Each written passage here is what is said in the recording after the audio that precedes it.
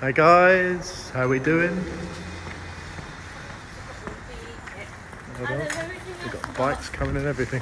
How is everyone? Good morning, Monday morning, at least in the UK. How is everyone? Give me some love on here, give me some hearts, give me some likes, and let me know how you're doing. Let me know how your weekend was. Put it in the comments. Did you have a good weekend? And how's your week? How's your week looking? What's the plans? What's your goal? What's your one goal for the week? Yeah. So today's live is about bounce back ability. Okay. So the weekend I've had, you wouldn't write it. You couldn't write it in a book. So how will I approach this? I'll try and keep the story as brief as possible. So basically we had a power cut. Yeah. We had a power cut Saturday morning. That dragged on to Saturday evening. So all the things I wouldn't have realised when you have a power cut. The food becomes a problem, the food in your fridge, the food in your freezer. There's no lights, obviously. You can't cook, obviously. You can't use any devices. You can't charge your mobile phone as well, which was one that I was more aware of because I had to keep in touch with the power networks. So this whole thing continued for 12 hours with no power, no electricity. And then ultimately what then happened, and there's a reason why I'm telling you all this, what then ultimately happened was they gave us a generator. So it's literally a machine that sits in our driveway, and they put a lead through our letterbox and connect the generator to our power sockets and basically give us power. Yeah, so we were given one and our next door neighbour were given one. Apparently we were the last two left out of 55 people that had run out of power. So, just 1 second. Morning. Yeah, right. So what then happened, so we got this generator. It's pretty loud, yeah. But I wouldn't say loud enough to keep people awake. But I've got to be careful now with the next part of the story because this has all gone to the police. But ultimately what's happened, one of our neighbours has kicked off royally twice and actually knocked on our premises on one occasion, and then the second occasion has come very close within my physical, how will we say, within my physical boundaries, yeah. He hasn't touched me, but if you can think of a level of aggression with swearing, with arms flailing everywhere to a point where you can be as aggressive as possible without actually physically hitting somebody. This is where we got to, in the dark, in the street, you know. So my hands are in my pockets, you know. I've actually checked this morning and I've got a hole in one of my pockets in my tracksuit bottoms because I'm firmly holding my hands in my pockets, you know, making sure from my end that I'm staying in control, you know, and that I'm not falling into extreme emotions. And this is what I'm getting at with this post. There is a reason for all of this. And the reason why I've gone into this is when we've got challenges, when we've got, whether it be physical, whether it be mental, you know, and all sorts of curveballs that life throws at us. The reason for today's live is about bounce back ability and what do we do with all this stuff coming in all the time, yeah, all these curveballs coming in, yeah, all these challenges coming in and, yeah, giving us a challenge and giving us, testing us, I think is what I'm getting at, you know. And I'm of the opinion that, you know, and this is about as woo-woo as I get, this is about as, woo-woo as I get. I'm a firm believer that the universe tests us, the universe sends us tests, and actually the reason for these tests is to make us stronger and to make us more equipped and to make us more able to handle further tests and further challenges, you know. And it's about how we handle these situations and the lessons we take from it, you know, and how we duplicate these learnings, these experiences, and how we handle things, and the tools that we use to handle similar situations going forward, you know.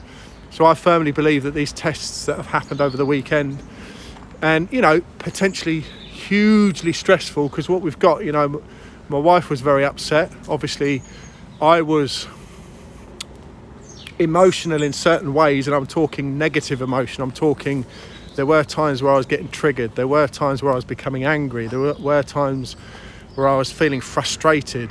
There were times where I was, you know, feeling a bit overwhelmed, I guess, you know, that this situation has been put on us. I don't want a power cut. I didn't ask for it, you know. I didn't ask for this generator, but these were the potential solutions, at least temporary, to fix the issue. And then on top of that, we've got a neighbour that's firmly aggressive about the whole situation, you know. And, you know, I mean, I suppose the key thing as well, whether I should say this or not, this person has obviously got a lot of pain going on, you know. With hindsight, when I remove my emotion, and this is where I get to sort of bounce back ability, I actually feel sorry for this guy, you know. With hindsight and with removing emotion from the situation, I see pain, and I see, you know, this person's pain is being pushed on to other people. I dare say the altercation or the conversations, and nothing to do with our generator, nothing to do with our electricity, nothing to do with our power cut, but it's purely about the other person's situation. So when you think of it like that, and when you reframe it, it's far easier to understand and digest, and bounce back, you know. So ultimately what I'm saying is, the lessons I've learned is to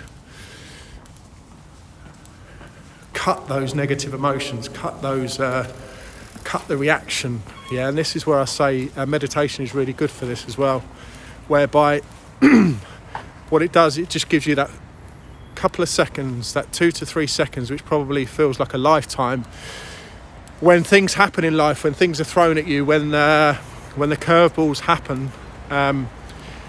Meditation allows you just that space, just that mental space, to not react to things quickly, yeah, with emotion, with raw emotion, and actually just to stop for a moment and think a bit more rationally about the situation, and about how do I react, what's the best way to react, yeah.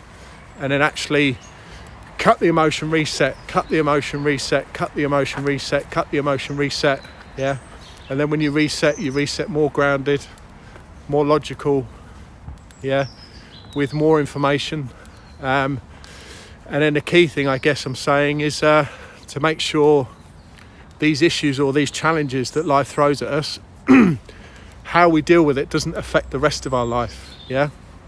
So, you know, we were doing police statements till well after 11 o'clock last night. My dog was very, very, very stressed. He's got all these strangers coming in and out of the house, all these policemen, etc. Obviously the altercation with this guy, you know, and if nothing else, my dog was like extremely stressed, barking all the time. If you could see a dog with anxiety, this is one. So, morning. How you doing, all right?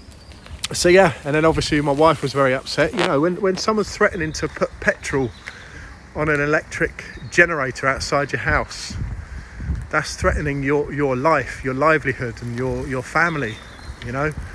And so, but anyway, as I say, I better not say any more about the situation. The police are dealing with it, and we're back onto, well, call it normal routine. We've still got the generator, so I've obviously dealt with the power networks and trying to shift all that along. They've had a phone call at 4:30 this morning, yeah, with all specific details, and I've even, you know, made it my business to help them resolve the situation in detail. I'm like the man on the spot, the man on the site, you know. And but anyway, gonna leave it there, guys.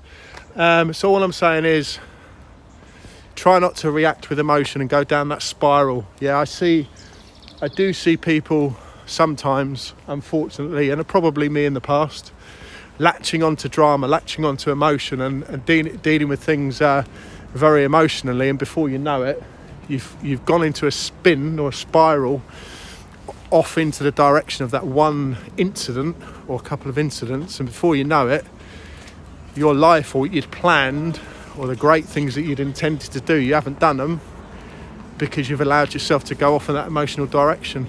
So key thing is cut the emotion reset, cut the emotion reset, cut the emotion reset. Keep doing that as many times as possible as you need to, and then ultimately it's bounce back ability. Come again, bounce back, come again, bounce back. Okay guys, enjoy. I know that's a bit full on for a Monday morning, but that's what my weekend was like. I hope you had a good one. Take care guys.